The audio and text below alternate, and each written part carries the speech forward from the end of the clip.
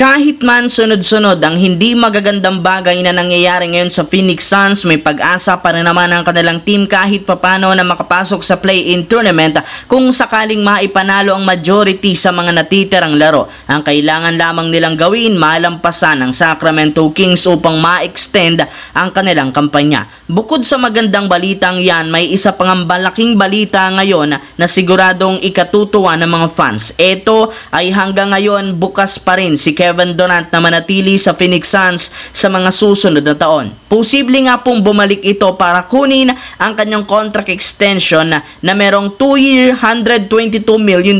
Kung inyong ang matatandaan, may lumabas na balita noon na plano nga nitong umalis at lumipat sa ibang team kapag maaga silang nalaglag. Kaya isa nga ang magiging desisyon ni Kevin Durant na siguradong aabangan ng mga fans ng Phoenix Suns sa off-season kung mananatili siya o magre-request na ng trade. Samantala, alingid nga sa inyong kaalaman, pagkatapos makakuha ng quality win ang Los Angeles Lakers laban sa Houston Rockets, magkakaroon sila ng 2 araw na pahinga bago sumabak sa mga natitirang game sa regular season. Kaya magagamit ito para makarecover ang ilang mga key player na may injury. At kasabay ng pagkakaroon ng bakasyon, may isang magandang balita si Coach JJ Redick patungkol kay Maxi Kleber. Ayon dito, kasalukuyan na nga itong nakakasama sa kanilang practice. As of now, hanggang individual practice pa lang naman ang kanyang ginagawa dahil dinadahan-dahan pa nga nila ang pagaling nito. Pero sinisigurado ni Coach JJ Redick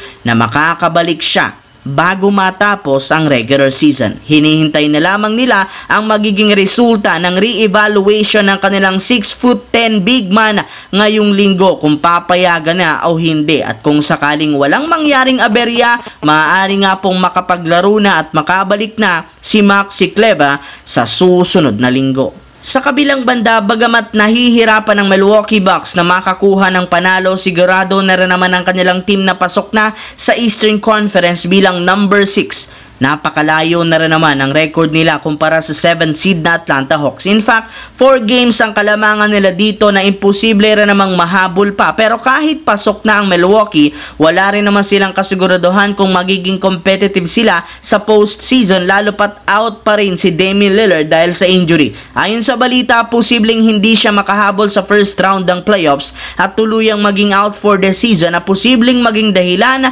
bakit maaga silang malalaglag. At kung sakaling mangyari yan, dito na papasok ang sinasabing pag-alis ni Giannis sa Milwaukee Bucks.